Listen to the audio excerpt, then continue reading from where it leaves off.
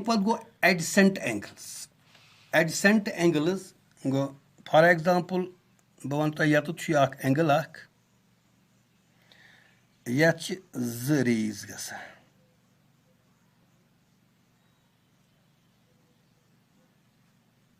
ये ज रे अकिस एंगलस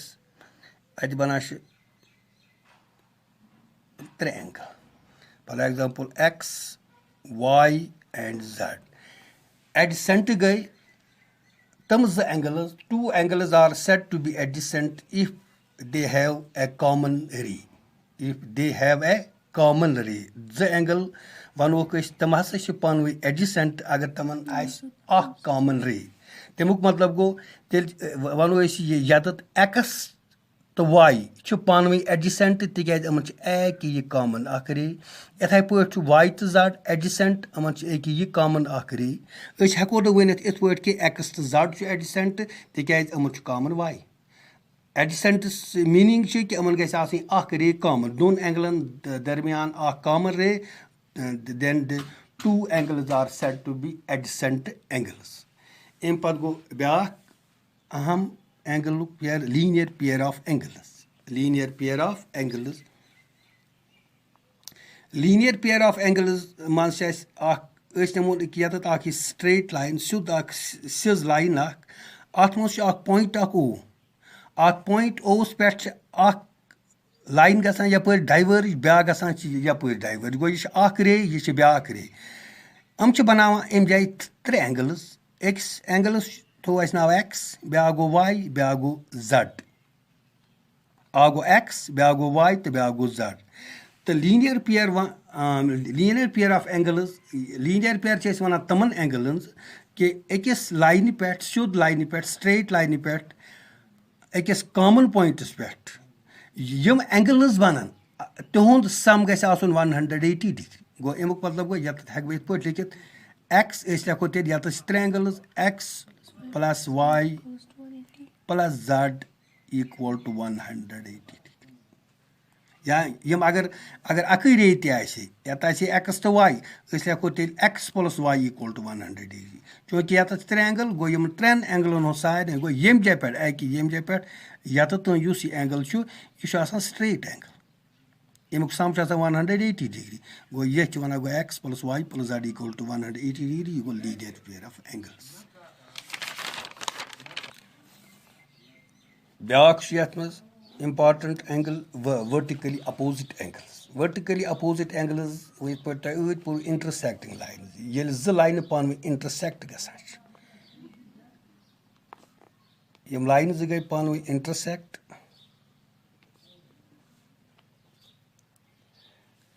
इंटरसेक्टिंग लाइन हेका बन opposite vertically opposite angles for example यत एंगल यह ब्या एंगल यह ब्या एंगल यह ब्या एंगल तो यह नाव यह गो 1 या गो x y z बे नाव x y z बे नाव e vertically opposite angles always equal good यत एंगल x एंगल x गो बराबर यह एंगल तो यह एंगल पान वर्टिकली अपोजिट एंगल्स गो angle x equal to angle z इथे पे गो y तो a angle y equal to angle a बह दम तुह प्रूव कर कि वर्टिकली अपोजिट एंगल्स कित पे always कित पे इक्वल फॉर एग्जाम्पल यह x प्लस y यह एंगल तो यह एंगल x प्लस y क्या पान लीनियर पेयर यह बनावान यत लीनियर पेयर सम गो 180 गो x plus y equal to 180 अत थो नाव फर्स्ट इथे पे यह y तो z लीनियर y तो z पान बनावान लीनियर पेयर गो y plus z equal to 180 थो यथ नाव सेकंड कर तो यम कंपेयर गो from first and second we have right side same यमुक मतलब गो लेफ्ट साइड तम सेम तेल गो x plus y equal to y plus z, equal to y plus z, equality यह मजबाग equality लेफ्ट साइडस मज तु y, राइट साइडस मज तु y, इमन सेम साइन ये मजबाग इक्वलिटी आस तम नंबर गसान पान कैंसल गो y तो y गस कैंसल तेल का द्राव x इक्वल टू z गो एक प्रूव x इक्वल टू गो अमुक मतलब गो एक गो तुम सही प्रूव कि एक vertically opposite angles equal similarly हेको इत पे प्रूव कर कि y हसा एंगल y बराबर एंगल ए इत पे यह कोर गो similarly y equal to A हम एंगल तन ऑलवेज बराबर अम पे गो ब्या इम्पार्टेंट यथ मज असली पार्न 9th मैथ्स मज ज्यादा आ गई कॉरस्पॉन्डिंग एंगल्स कॉरस्पॉन्डिंग एंगल्स कर बह तुम अंडरस्टैंड इत पे कि अगर अस निश ज लाइन एक लाइन लाइन M बे लाइन N यम ज लाइन हम पानवे पैरेलल गो M पैरेलल N अमन ब्या लाइन इंटरसेक्ट करान दोन डिस्टिंक्ट पॉइंटन पे दोन मुख्तलिफ पॉइंटन पे अत वन ब्या लाइन दोन पैरेलल लाइनन इंटरसेक्ट करान अत वन ट्रांसवर्सल गो कि M तो N पैरेलल यथ नाव L is the transversal of these two lines पत अत मज बना एंगल्स वुचु यत यह एंगल 1 अस कड़न कॉरस्पॉन्डिंग एंगल कुस एंगल गो यत एंगल 1 लाइन L यथ लाइन M करान यथ पॉइंट्स पे इंटरसेक्ट एक यत बना यह एंगल तो बे बना यह एंगल यह एंगल 1 इथे पे पे ब्रो पकान लाइन N's तक इंटरसेक्ट यत बना यम एंगल्स यह एंगल 1 एंगल 1 गो बराबर एंगल 5 यह एंगल 1 कॉरस्पॉन्डिंग एंगल्स गो angle 1 equal to angle 5 angle 1 equal to angle 5 यम कॉरस्पॉन्डिंग एंगल्स मगर इक्वल तेली ये लाइन्स पैरेलल अगर लाइन्स पैरेलल हेकन कह तेल बन कॉरस्पॉन्डिंग एंगल्स मगर तम इक्वल कह इक्वल तमी वक्त लाइन्स पैरेलल गो कि यह एंगल 1 इक्वल टू एंगल 5 गो कॉरस्पॉन्डिंग एंगल्स इथे पे एंगल 2 इक्वल टू एंगल 6 ये गो कॉरस्पॉन्डिंग एंगल्स अम पे दोम अल्टरनेट इंटीरियर एंगल्स इंटीरियर गो यम अंदर कन यत यम एंगल 3 4 5 6 गो इंटीरियर अल्टरनेट मतलब गो यम इंटीरियर एंगल्स अकिस अपोजिट दैट मीन्स एंगल 3 तो एंगल 6 पानवे अपोजिट एंगल 4 तो एंगल 5 पानवे अपोजिट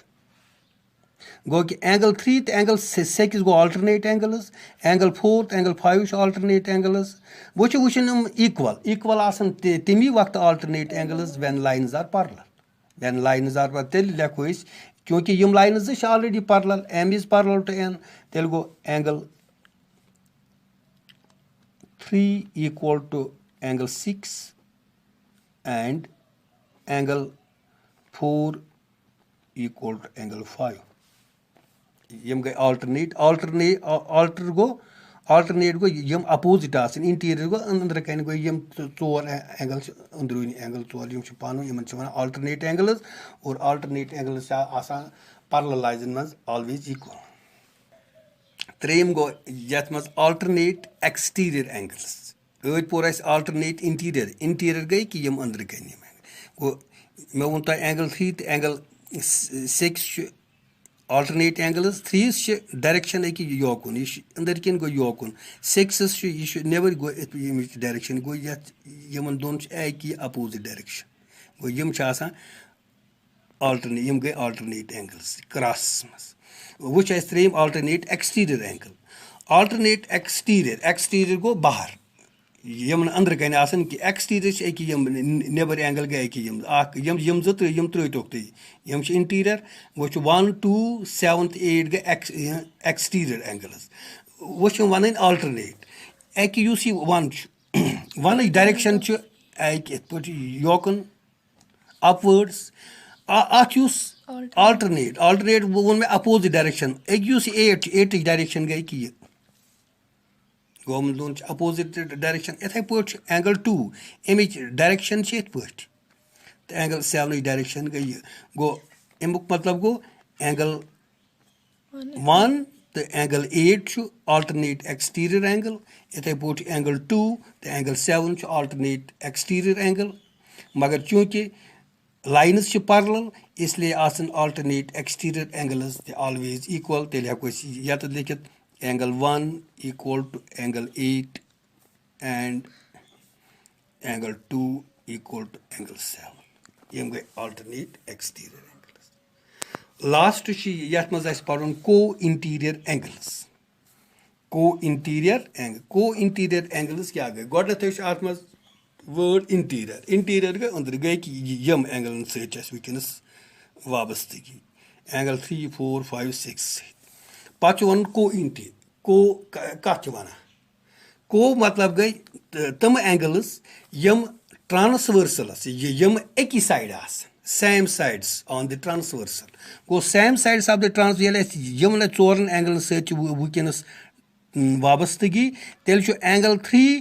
तो एंगल 5 हम एक साइड अमन हेको वन तम गई को इंटीरियर एंगल्स इथे पे एंगल 4 तो एंगल 6 हम ट्रांसवर्सलस सेम साइड्स अमन हेको वन हम हसा गई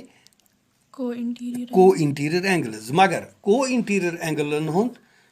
मिसाल के तौर पर बह वन पे एंगल 3 प्लस एंगल 5 हम को इंटीरियर एंगल्स हम ऑलवेज 180 इथे पे गो angle 4 plus angle 6 equal to 180 already ती पता पान angles on the same sides of supplement angles on the same sides of transversal are supplementary go already वो पूरा supplementary मतलब गो 180 गो यम angles same sides आसन transversal तम supplementary तुम सम 180 सो गो को इंटी या वनो angles on the same sides of transversal या वनो को इंटीरियर एंगल्स गो को इंटीरियर एंगल सम 180 डिग्री